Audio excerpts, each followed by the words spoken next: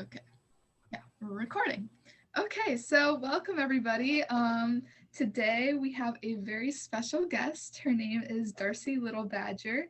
Darcie is a Lipan Apache writer and oceanography scientist who debuted her first novel, Alatso, in 2020. Alatso has been named as a Times Best 100 fantasy book of all time, an NPR Best Book of 2020, a national indie bestseller, and a BuzzFeed Best Young Adult SFF book of 2020. Um, that's a lot about her, but she has more for sure, as you'll find out. I couldn't fit it all in this short little paragraph. But yeah, so I'm gonna let Darcie take it away. She'll be sharing some her journey to authorship and writing, and how other natives and youth and young adults can get involved as well as she did. So Darcie, take it away.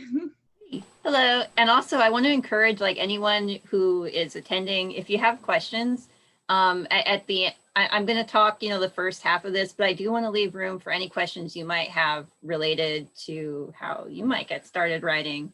I'm also like into comics. So if you're into art, that's something else I might be able to help out with. So just like keep that in mind. And yeah, I mean, things are going to be pretty casual. I got to say that this year I've been doing a lot of virtual events. And one thing I do miss is the chance to like really interact with people in the same room. But yeah, feel free to throw stuff into the chat and hopefully I could get to your questions. If not right away, then near the end. So thank you for the wonderful introduction, Andrea. And like Andrea said, I'm a Lipan Apache writer and I write science fiction, fantasy, horror, all sorts of things like short stories that might be published in science fiction fantasy magazines. And then most recently, my book, Alatsoe, here it is. It came out in August 2020. And I already have a second book on the way. So that's supposed to come out late next year. And Alatsoe is a young adult book and it's a fantasy mystery. So it's very much in the vein of genre fiction. A lot of imagination goes into it. And in addition to that, and I'll discuss this a little bit later, I'm also a comic writer. I got started with this series called Strangelands. This is a volume that collects 4 comics into one. It was an 8 comic kind of run. So it didn't go on forever like things like Batman, but I did eventually, that was a route for me getting involved with Marvel. This is my first Marvel story that I wrote. It actually appeared in this comic called Marvel Voices, Indigenous Voices. So this comic has 3 different stories about 3 different native characters who have appeared in the Marvel universe. I wrote an X-Men character, Danny Moonstar, and actually I learned that I was the first native writer to ever write a story for her. So it's the kind of thing where there's a lot more opportunities opening up, but historically it's been difficult for us to get representation. And I can't talk about much because when you're a writer, sometimes you have secrets that you have to keep until they're ready to announce. But I can say that there will possibly be more comics by Darcie in the future. So keep an eye on that. But one thing that I often, when I'm doing these sorts of conversations is people want to know how to get into writing. And the thing is, that's a really good question. Because they're, growing up when you go to school, there aren't exactly classes. Like you might learn how to write and how to write short stories, but they don't exactly teach you how to then get those published. And writing comics is especially mysterious sometimes. It's almost like there's this whole world and there's these gatekeepers like keeping people out. And it's hard to really learn how to get your stories spread and learned.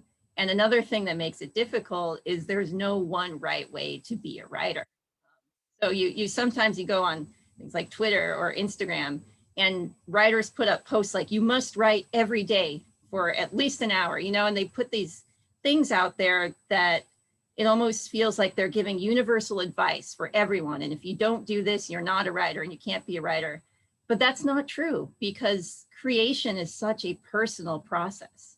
So there's so many different ways that you can be a creator, that you could be a writer or an illustrator, a sculptor, a musician. And that's one thing that makes it difficult because something that would work for me might not necessarily work for everyone. But I do find it to be helpful just to share my personal experience, the way I was able to get published. And, maybe that would help somebody out. So let's start from the beginning. I actually was fortunate that my parents, so I'm Lipan Apache, that's my mother. My father is actually Irish American.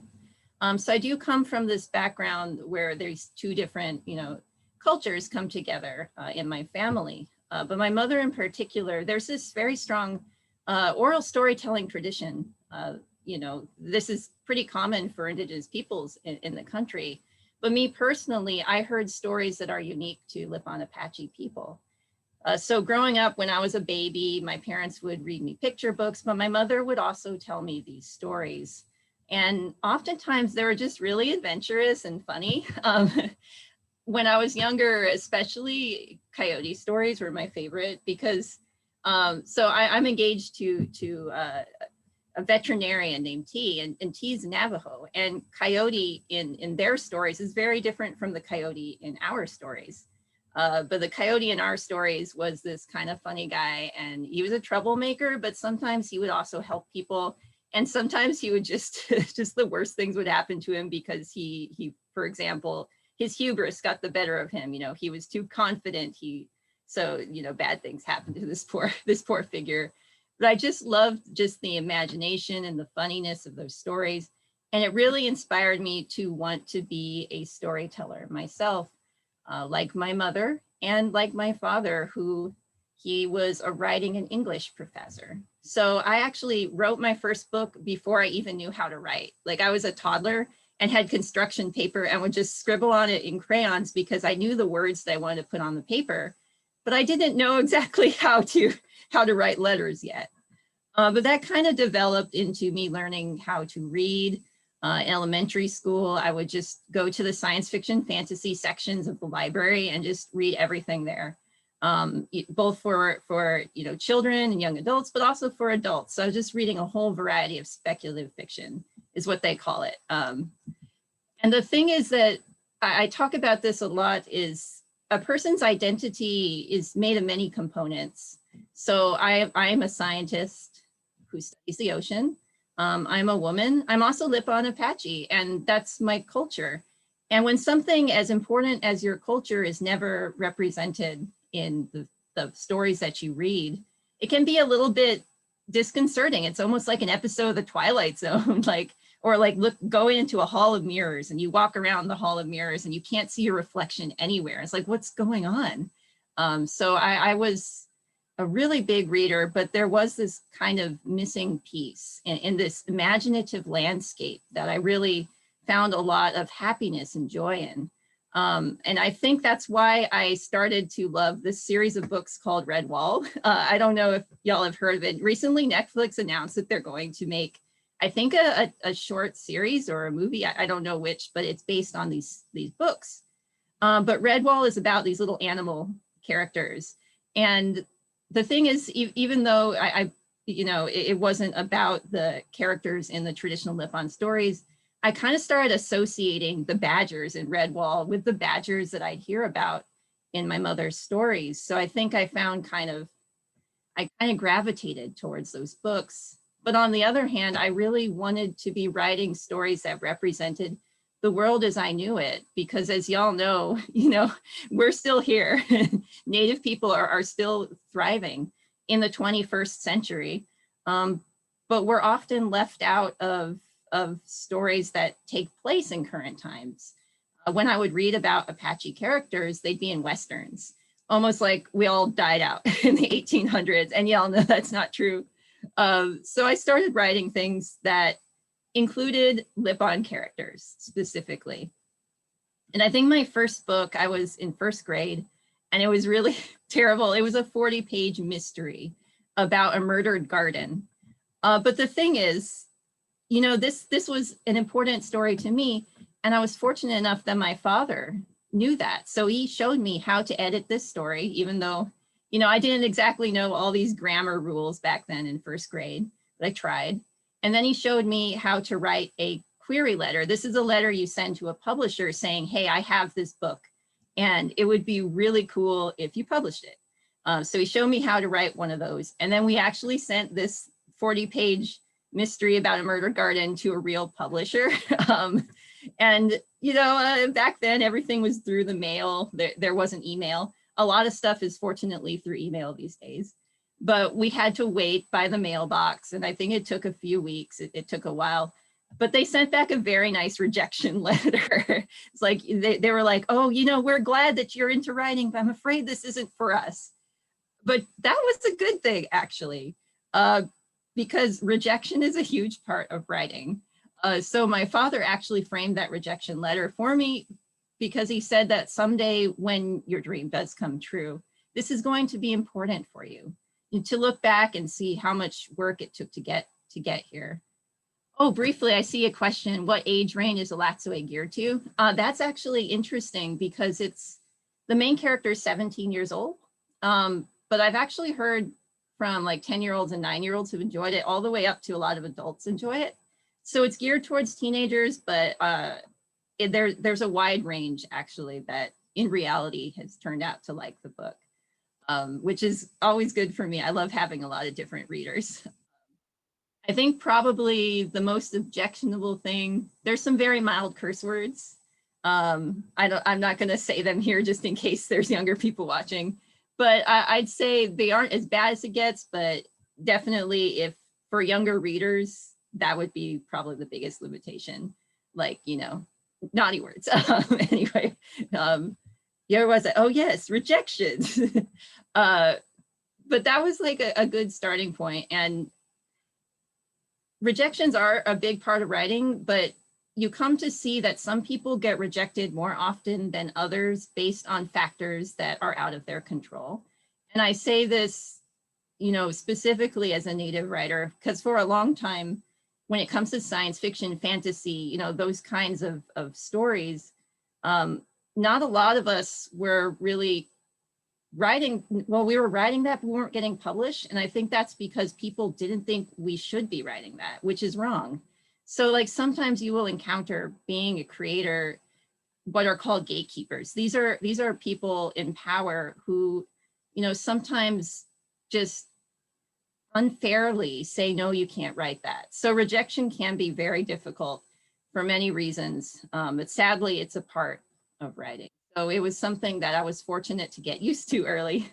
But growing up, in high school, I wrote this short story about a shawl dancer because I actually went to some powwows as a kid. I was a jingle dancer. I still dance, obviously not lately because of the pandemic, but it's a lot of fun. I grew out in my jingle dress, so I was wearing like a traditional lift-on dress to go to these. But I would like to someday get back into jingle dancing because I just love it. It's a great community building experience.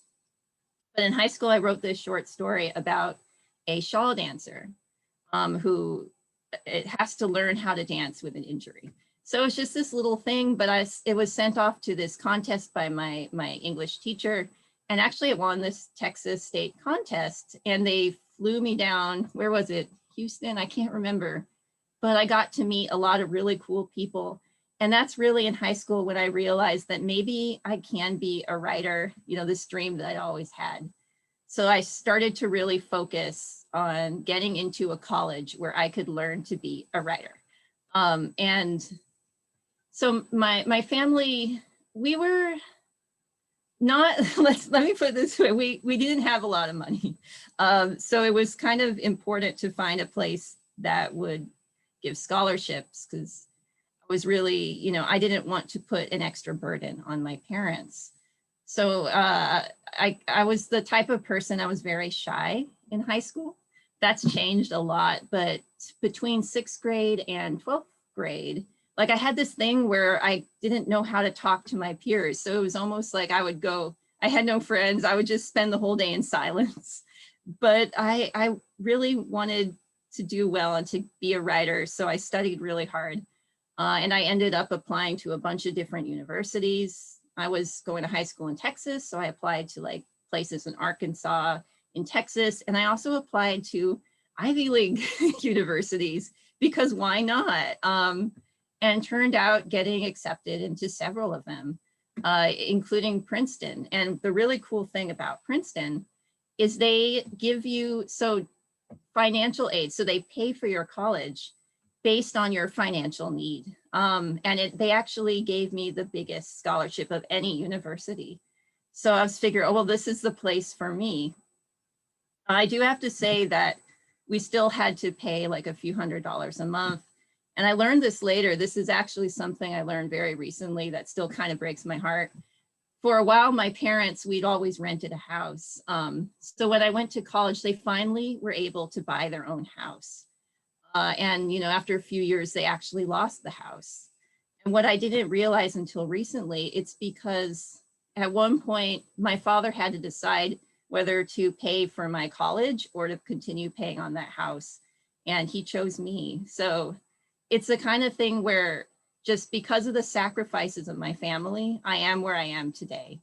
And it's something that I'm always grateful for. Not only did they teach me how to love stories, how to be a writer, they supported me in my education. And so I am personally very fortunate. Without that, I don't know where I'd be today. But I was at Princeton and it was very strange being there because I moved a lot as a young person. So I'd seen a lot of different people in a lot of different places, never been somewhere like Princeton before. It was almost like a fairy tale. These big stone buildings, like you should see it, there's gargoyles sticking out of some of them. So it was incredible. And they have something called a creative writing. It's a program. It's almost like you get a minor in creative writing. And usually people will major in English and they will study creative writing. So that's what I figured I'd do. So I applied to their creative writing program as a freshman and I was like, oh, I'm going to study. They rejected me. They did not reject my freshman roommate though. That was fun. But I figured, you know what, fine, I'll apply again next semester. I'll write something that'll impress them and I'll apply again. And they rejected me again. And that was my last chance of studying writing at Princeton, because at a certain point, if they reject you, you just can't do this program. There's not enough time left. So I realized that I had two choices. I could either study English without being a writer, which is not what I wanted to do, or I could completely change focus and continue writing in my free time and never give up the dream. So that's what I did. I took an oceanography class around this time. And living in many places, even when we lived in Texas, we were kind of landlocked because we lived in Texarkana, which is not near the Gulf. So just for the first time, I was able to see the complexity and the beauty and kind of how scary the ocean is. I remember at one point, I was studying the ocean in Bermuda, Sargasso Sea. And it was this really deep part of the sea. And our professor said, hey, does everyone want to go swimming? So we were in the middle of the ocean. There was like 1,000 feet of water below us. And of course, everyone wanted to jump in. And we didn't have swimsuits. We jumped in our clothes. And unfortunately, I was wearing jeans and a heavy shirt. It got windy. And they suck up water so well. They get really heavy. So I jumped out into the ocean. I was swimming away from the boat. And suddenly I realized that the ocean was dragging me down.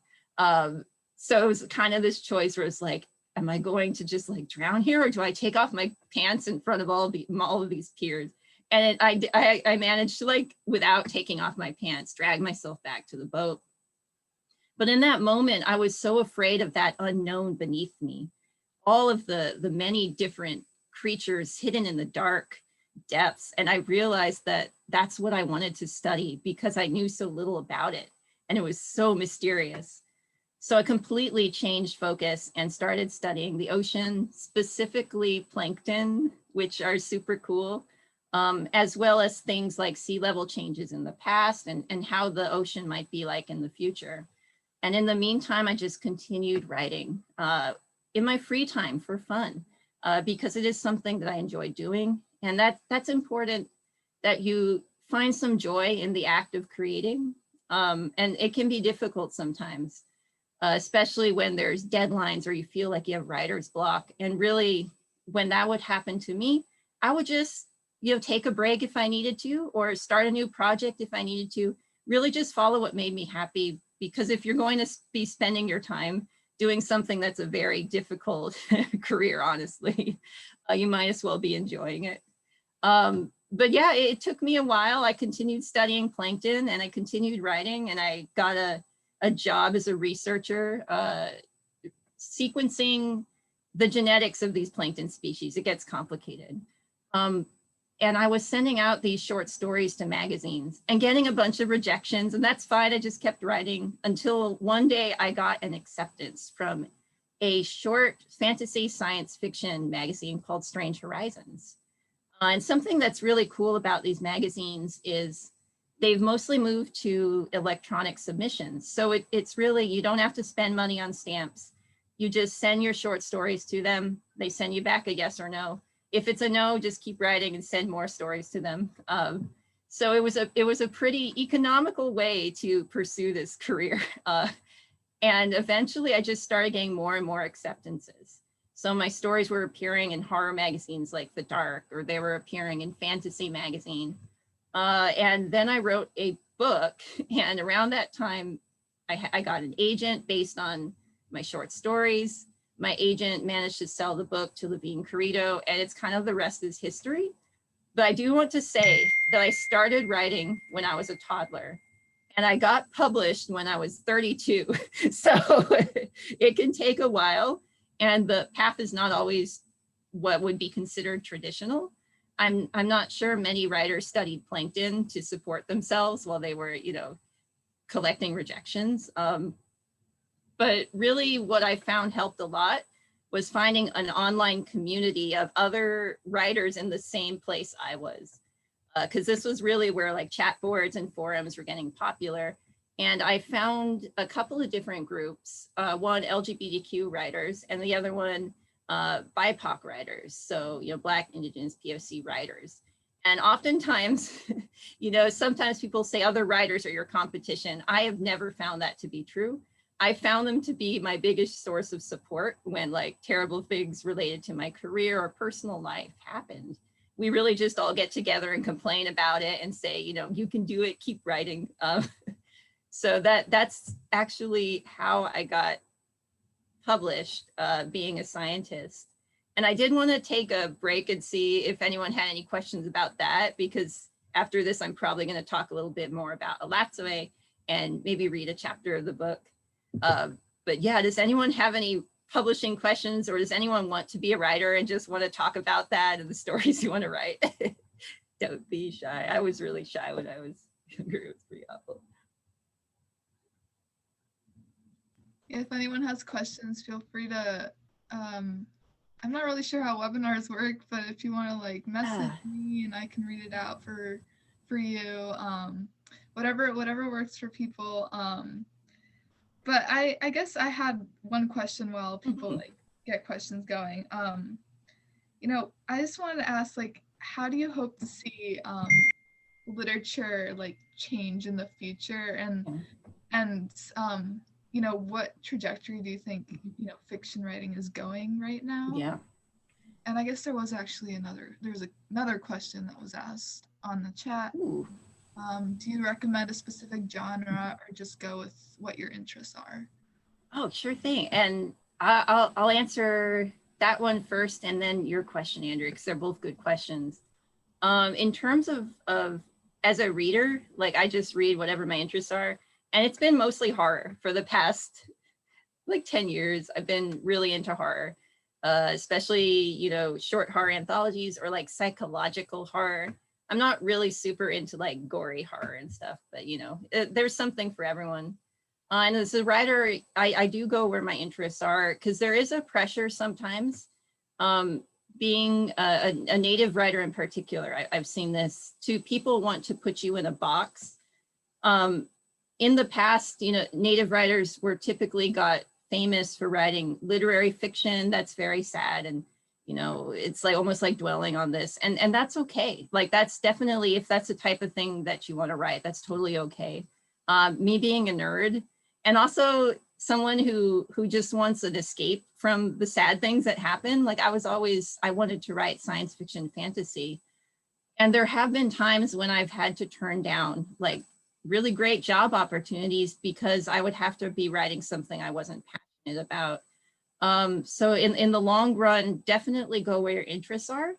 And it's even a sort of thing where sometimes there are trends in writing, like suddenly, I don't know, maybe mermaid fiction will get super popular one year. And it's almost tempting, even if you might not necessarily want to write mermaid fiction, to go, well, everyone's publishing mermaid fiction, maybe I should force myself to write this. But really, that's not really a sustainable way to do things, because oftentimes by the time the trend gets big, it's already, you know, waning. So you should really only write what you want to write. That way it can be an enjoyable experience for you, and something where it won't necessarily feel almost like you're always chasing what you think people want you to write. But yeah, that's just my personal take. I always go where my interests are. But again, it's all very subjective. Like, really, you do you. Definitely any advice someone gives, there's usually exceptions to the rule. And so what was your question, Andrea? There's actually a question in the Q&A that I'll ask first. Perfect. So the viewer asked, not sure of the actual process, but if this is how it works, then : during editing feedback, have you experienced the push to end a story differently to fit a stereotype or trope? And are there words that have helped you negotiate away from that, or do you think it's best to walk away? Yeah, that it is. Editing is it's like a tricky thing, because first you write your story or your book, but then there's this whole other phase of something like getting published, where usually an editor will read it. With Alatsue, I have a specific editor for the book named Nick Thomas. And we're actually in the process of editing my second book now. And usually the editor will read it and then send back thorough comments. And that's true with short fiction too. It's usually less exhaustive than long fiction, but you do get feedback from editors. And fortunately, the editor of Alatsue, Nick, has been very, very good to work with. Because when you have an editor, you want somebody who, you know, kind of knows what you're trying to say, but is also open to pushback if perhaps something they suggest is you feel like deep down that's not right for the book, or, you know, no, that's stereotypical. But in the past with different projects, I actually have encountered something like what you say. It's almost like the opposite, though. It's almost like somebody trying so hard not to be a stereotypical editor that they end up restricting you as a writer. And in this case, it was a small project a long time ago, but the editor said, you shouldn't use the word magic, because then people will think that Native Americans are magic. And I was like, well, I'm writing this is a fantasy thing that I'm writing, and there actually is magic in there. I'm not saying that real Native Americans are magic, but this person right here is doing magic, you know? So it is the kind of thing where if it bothers you, or if it's something where you are not comfortable with a writer, you definitely should be empowered to, you know, feel comfortable to push back, especially if perhaps this editing feedback plays into stereotypes, which, you know, that's not uncommon. And it could be the thing. I've been fortunate that editors have always, you know, listened to me and been reasonable. In the off chance that you get an editor who's just like really not, it is difficult. It's something that not every writer has to do, and it's not fair that some people do. But yeah, I would definitely, you know, hold your ground with things that are very important like that. But yeah, it is unfortunately something that does occasionally happen. We have another question in the Q&A and one in the chat. So I'll ask the one in the Q&A and then the one in the chat, and then we can move on and then save the rest of the questions for later. Does that sound Perfect. Good? Okay. Yes. So the next question is, what project are you currently working on today and this week, or this week? Oh my gosh, this week was terrible. There's so many. Excuse me, I was drinking soda. Now I got fizz in my throat. This nice little apple soda. Anyway, Yeah, so without giving away details, because a lot of these projects haven't been announced yet, so you got to keep them secret. In February, I've turned in a script for something, a short story for something, a comic script for something, the edits for my book, the outline for something, and what else do I have to do? And I think I actually got feedback on my book today. So this is the second round of edits, which are generally shorter, less involved in the first round, but I do have to work on that next week to get it in. So that's kind of what my typical busy schedule looks like. Oh, thank you, Evelyn. Yeah, there's a lot of really exciting things though that I wish I could like tell you more about, but they make you sign contracts and NDA, non-disclosure agreements, because you got to keep it under wraps until the announcement. And sometimes that's good because sometimes projects might get canceled and you don't want to like have to go back and say, never mind. But yeah, lots of different things.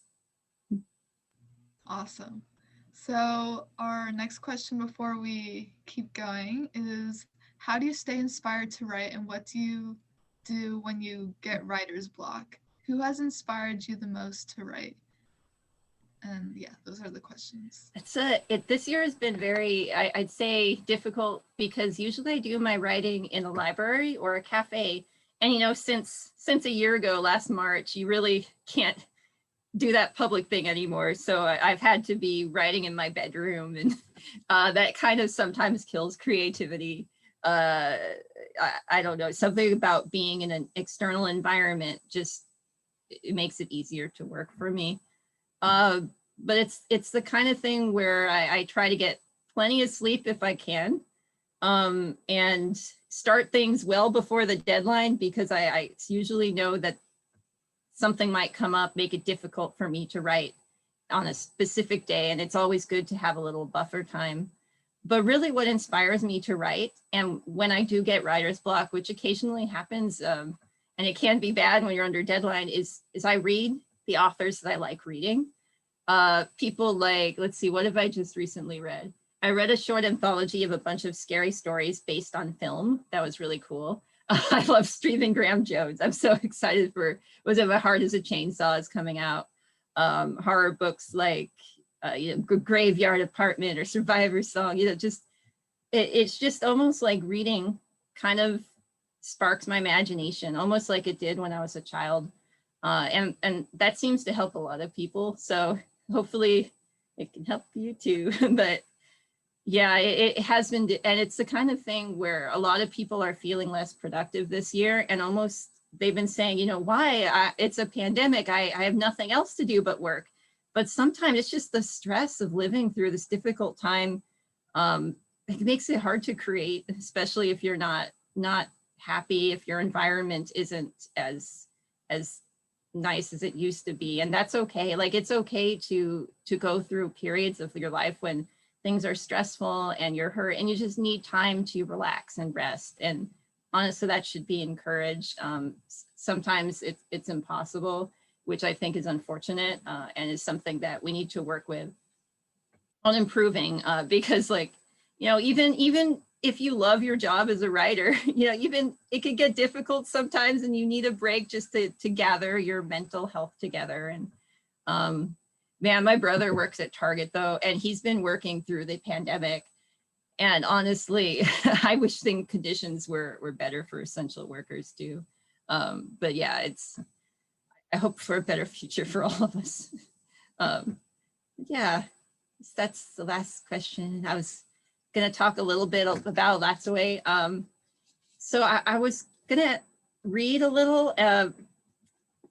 I'm like, do I want to read the first chapter or like an ocean chapter? I think I'll start with the first chapter, and then talk about how my cultural upbringing makes its way into this book, which is a fantasy book. So a lot of things are imagined, but honestly, like looking back at the themes and other stuff in Alatsaway, I found that as a creator, you don't create in a vacuum. Like, you're informed by your upbringing, by the things you experience. And a lot of times, if like I mentioned earlier, like we're Native people, and we don't get a lot of representation. And sometimes it can almost feel like, does that mean that my stories aren't interesting to people, or, you know, shouldn't be out there? And that's actually not true, because something that I've found, just my experience for the past few months with the Latsaway being out in the world, is there's a great appreciation from Native readers and non-Native readers for these elements of the Latsaway that are unique to my culture as a Lippon person. So yes, there is hunger for these stories. And it's not fair that in the past, they were almost like restrained. And I hope that in the future, oh yeah, I remember your question, Andrew. I do hope in the future, there will be more opportunities for people to write their fun fantasy dreams, their science fiction dreams, just to write whatever they want without being constrained by stereotypes. But yeah, I'm going to start out with chapter 1. And I do want to point one thing is every chapter is illustrated. And these illustrations actually tell a separate story that connects to the main plot in the end in a really cool way. So it was really wonderful to work with Rowena Kai on those.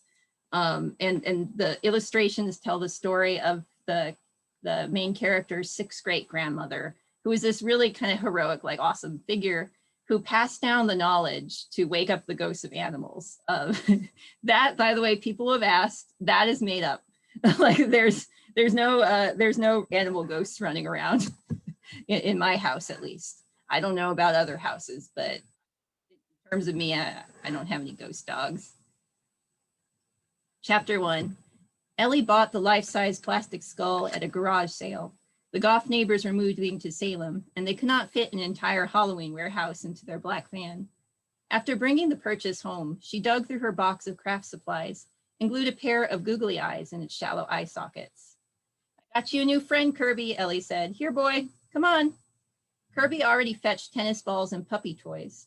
Sure, anything looked astonishing when it zipped across the room in the mouth of an invisible dog, but a floating googly skull would be extra special. Unfortunately, the skull terrified Kirby. He wouldn't get near it, much less touch it. Maybe it was possessed by a demonic vacuum cleaner. More likely, the skull just smelled weird. Judging by the soy candles and incense sticks at the garage sale, the neighbors enjoyed burning fragrant stuff. "Look, a treat." Ellie put a cheese cube in the skull's mouth.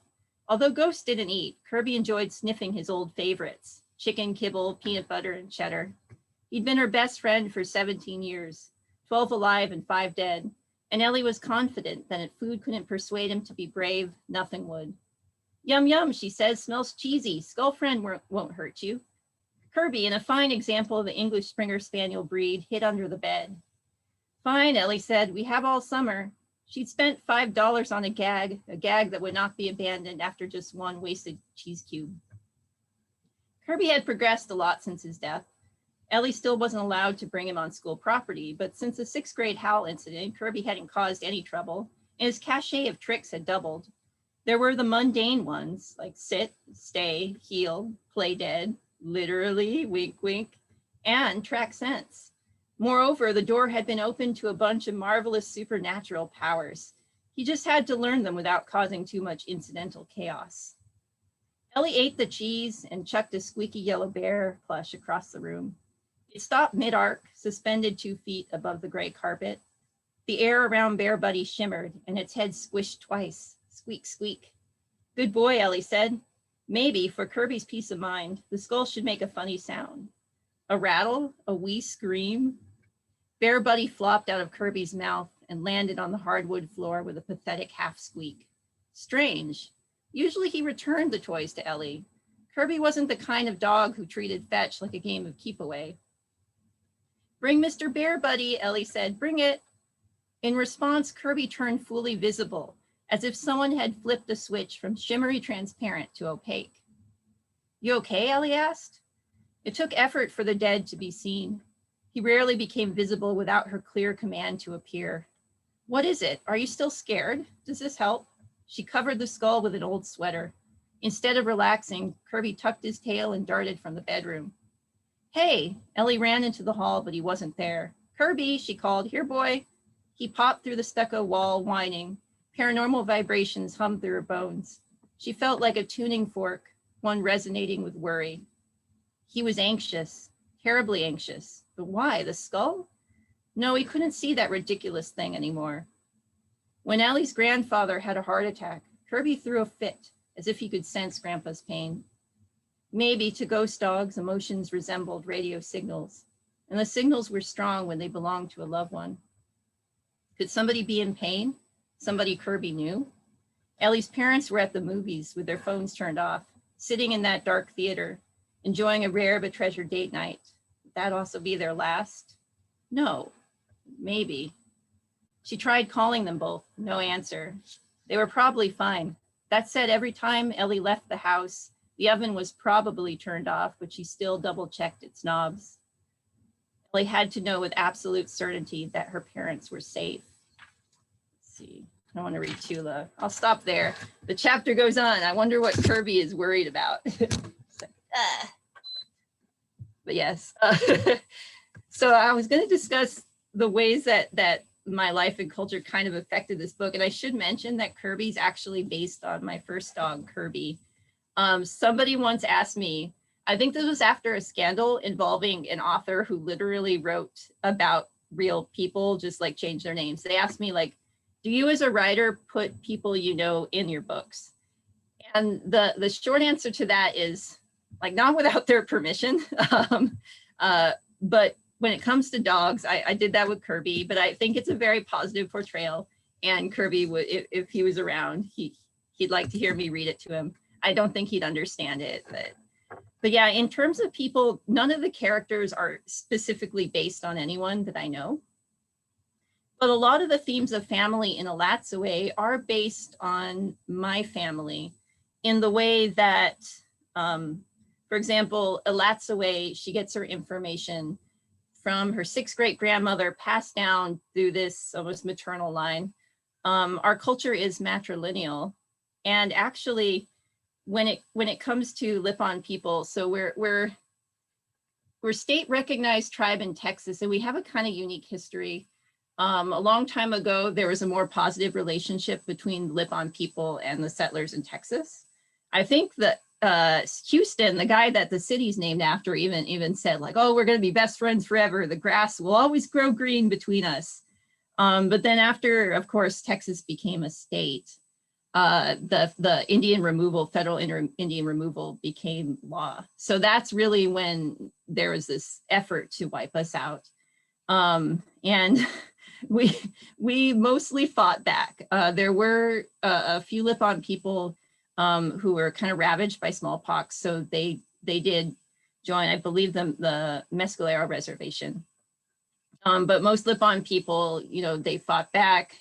There was unfortunately a lot of death, but a lot of us managed to survive.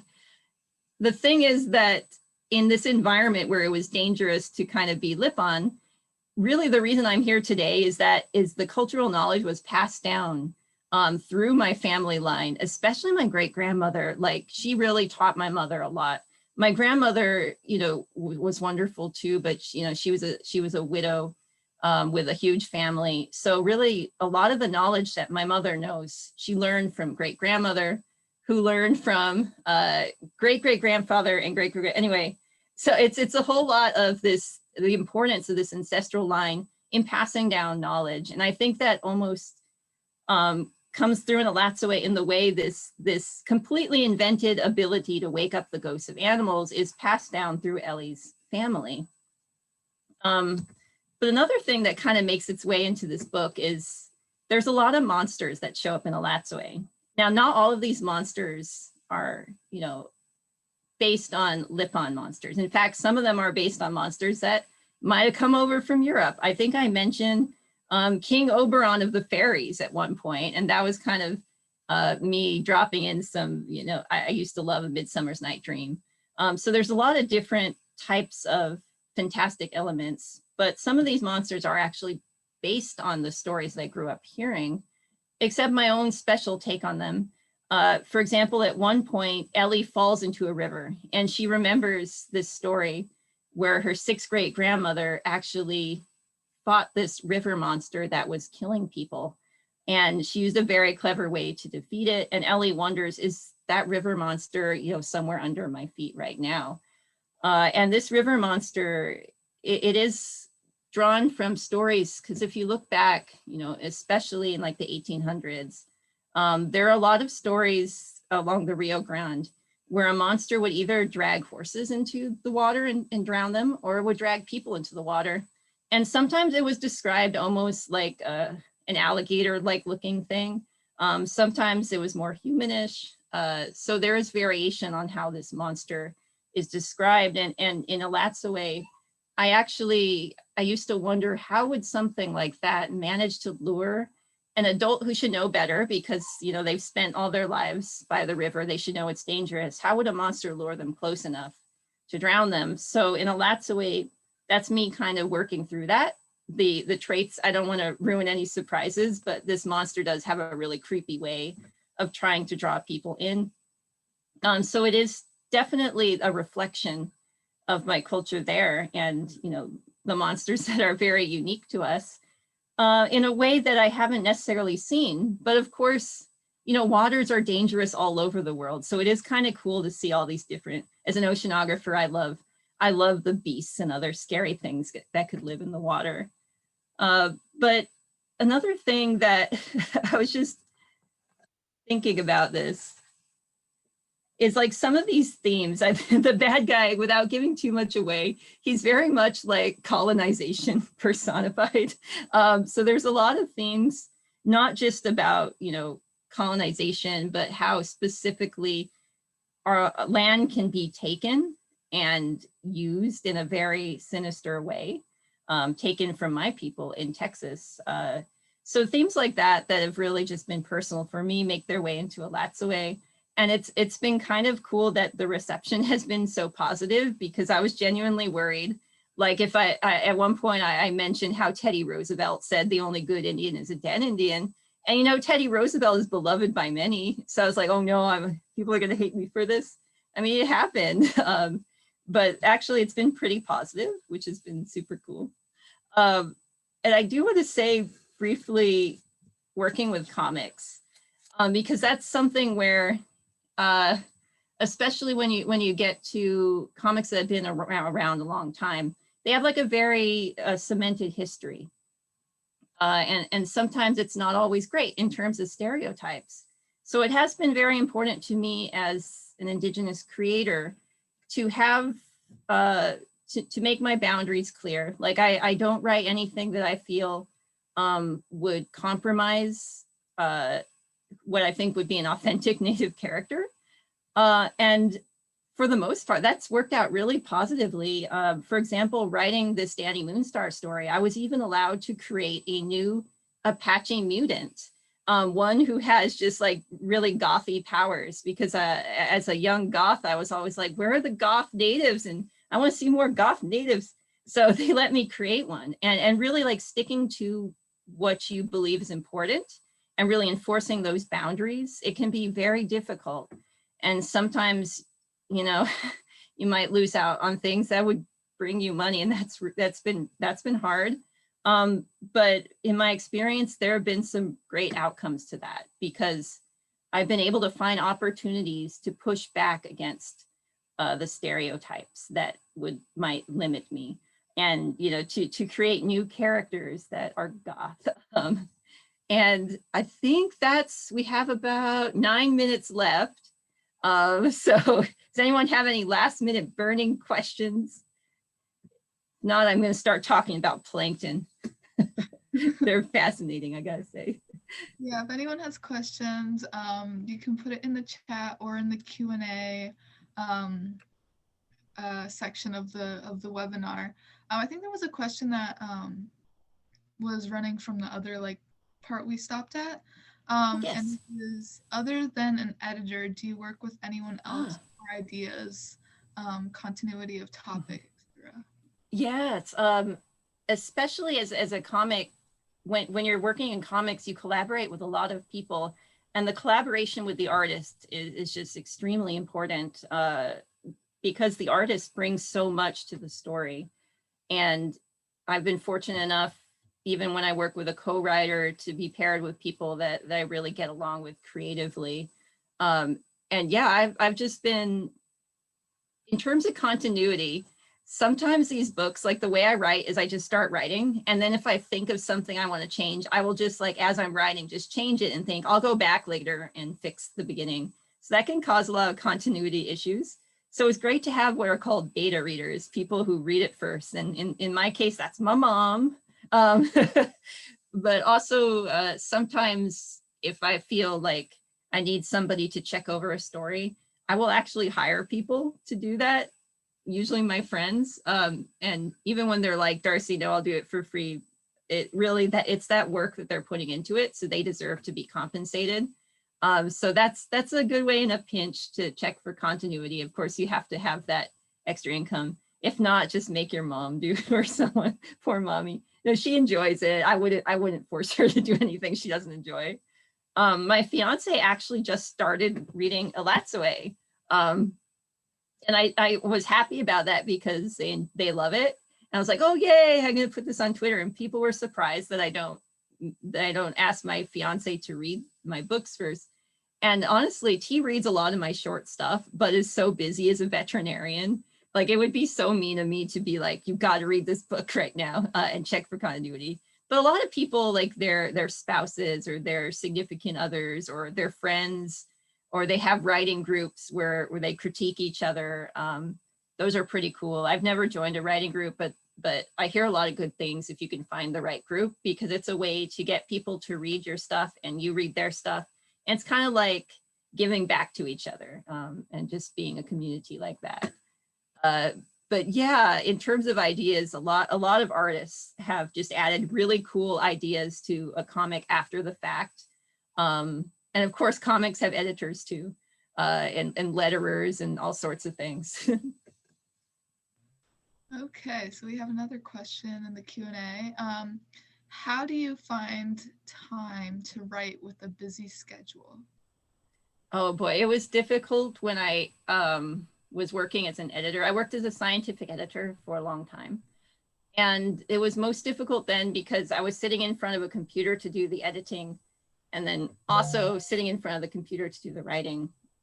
So with that, I don't think that would have been sustainable. So I did, for other reasons, personal reasons, I had to take care of a family member. I quit that job and found that kind of like made it easier to write.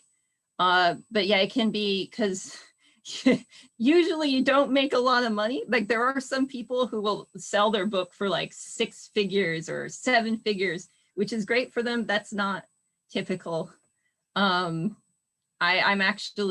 so fortunate that, I have a publisher who supports me and like really support Elatsue. And I'm in a position where even though I'm not rolling in the 6 figures, I'm comfortable enough that I'm able to write full time. But yeah, when I wasn't able to do that, it really helped to have a job where I was like researching plankton on my feet. So it's almost like you switch over in different brain spaces. So in my experience, that helped. But yeah, there's so many writers who, they're trying to take care of their families, they're working 2 jobs, they're trying to write. And it's unfair that this isn't the type of world where people who create for a living aren't able to survive off of that. But that is often the case. And yeah, the best advice I can give is try not to, if you have to, you have to. Like I had to be an editor, so I had to sit in front of the computer. But sometimes it just helps to do something slightly different, just so your body and your brain can have time just to relax. And I don't know.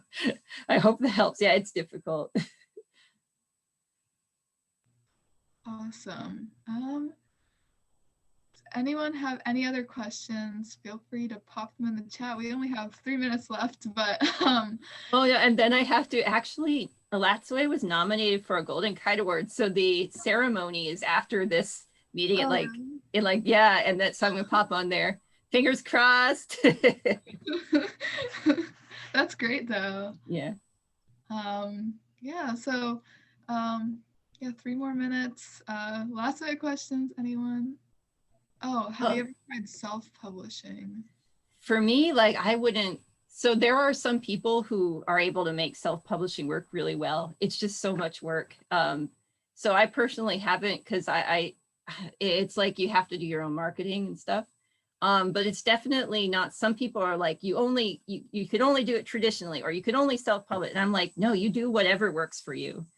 So although I personally haven't, I know people who have, and it's worked for them. Awesome. Yeah, so 2 more minutes. Oh, there's some thank yous, Darcie. No, thank you for having me. It was so fun to talk to people. I have not seen the sun in like months, and I like, that's why I've been on Twitter so much. I think it's like social. Yeah. Yeah, so I think since we don't have any more questions, we'll just wrap up and give you a quick thank you for taking the time today to come talk to us about your whole experience, which has been quite unique, not a traditional path at all. But you got to where where your dream was, despite, all the rejections that you so many. Yeah, which is, really inspirational for thank you.